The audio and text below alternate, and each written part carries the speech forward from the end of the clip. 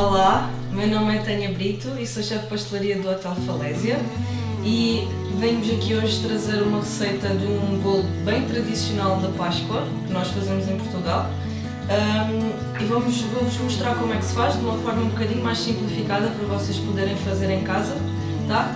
Então, bora lá!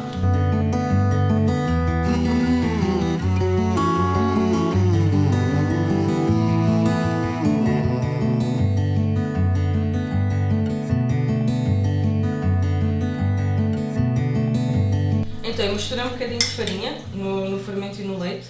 Vou colocar nesta taça maior, porque agora eu quero formar uma bola. Ou seja, eu vou juntar mais farinha de forma a formar uma bola. Mas antes disso, vou juntar o açúcar. Porquê?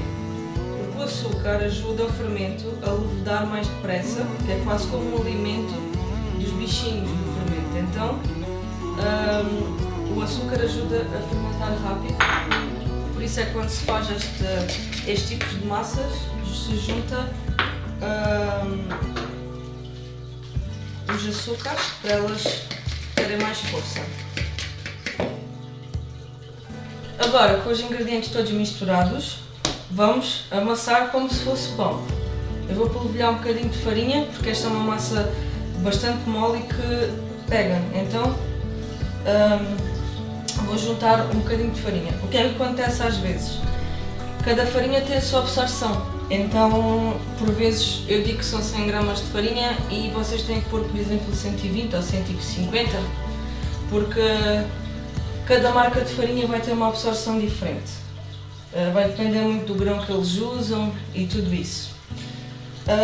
Eu substituí a banha por manteiga e substituí o leite.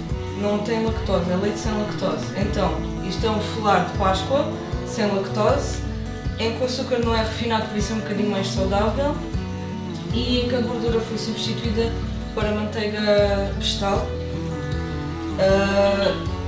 já para manter a lactose, sem lactose. E para fazer sem glúten, podem fazer a vossa própria farinha sem glúten, em que precisam de farinha de arroz, maisena e polvilho doce. E vão juntar 2 partes de farinha de arroz com meia parte de polvilho doce e com meia parte de maisena, tá? E usam, ao invés desta farinha, o que podem precisar é de juntar um bocadinho mais de fermento, porque ele fica um bocadinho mais pesado, porque como não tem o glúten não fica aquela coisa mais tão fofa, tá? Mas o sabor é bom à mesma, a textura não deixa de ser agradável e pronto, não deixa de ser o bolo tradicional, mas já é mais saudável.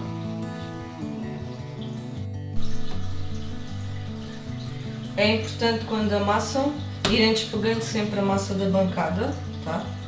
Para não ir agarrando, porque às vezes a massa já não tem textura de agarrar, mas como tem pedaços aqui, ela vai agarrando. Então se tiverem uma espátula ou mesmo com uma faca vão raspando, e é importante trabalhar bem a massa. Uns 10 minutinhos a amassar, acabam por fazer algum exercício e descarregar algumas energias menos positivas, porque estamos fechados em casa cheios de stress e não podemos sair à rua. Então podem se divertir aqui um bocadinho. Para amassar é importante vocês empurrarem e puxarem com os dedos. Empurrarem e puxarem com os dedos. E vão incorporando ar ao fazer isto, ok? Isto vai incorporando ar na massa, que é o que vai fazer depois a vossa massa também crescer mais, ficar mais elástica. Estamos a trabalhar, neste caso, o glúten, neste caso tem glúten, então estamos a trabalhar o glúten para que a massa fique elástica. Se ela aquecer, mas vocês tiverem mãos quentes, é bom, porque vai fazer com que ela levede mais depressa. Para verem se a massa já está bem amassada, para já ela vai ficando lisinha, tá? Depois podem ou carregar, se ela voltar para cima sozinha, quer dizer que já está bem elástica. Ou então podem fazer algo que chamamos de véu, que é esticar a massa, se ela ficar assim, esticada, formar um género de um véu, quer dizer que já está boa para vocês colocarem para levedar. Então, agora que está já pronta, vamos fazer uma bola. Formar uma bola com a massa certinha. E vamos colocar no recipiente que estávamos há pouco, com um bocadinho de farinha por baixo, para não agarrar.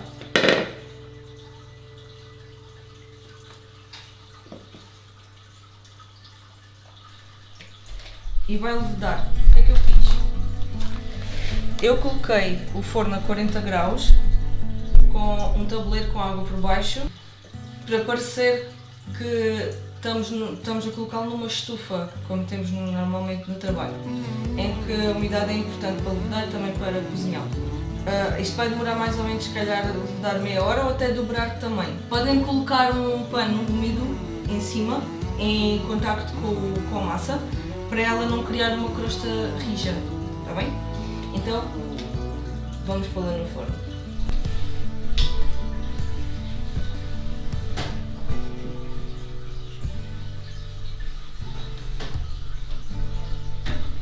Não façam como eu, que já derreti um alguidar assim, ó. Então, ela dobrou de tamanho e agora vamos passá-la para o tabuleiro onde vamos cozê-la, que é para ela acabar de levedar aqui. Então, o que é que podem fazer nesta fase? Para quem gosta do ovo cozido dentro do folar, pode colocar agora o ovo cozido, pode utilizar um pouco desta massa para fazer algumas decorações e depois volta a fazer a bola e a colocar aqui para levedar. Se não, eu como gosto das coisas simples, vou cozinhá-lo apenas assim. Então, agora vou deixar só no forno ainda a 40 graus, mais uns 10, 15 minutos, só para ele acabar de levedar, ok? Então, já levedou a segunda vez.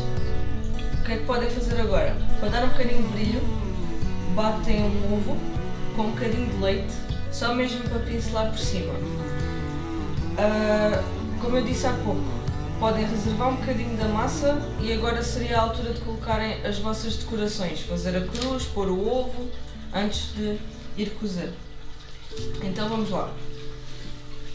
180, 200 graus, conforme o forno. O meu forno, quando é muito forte, eu vou pôr a 180.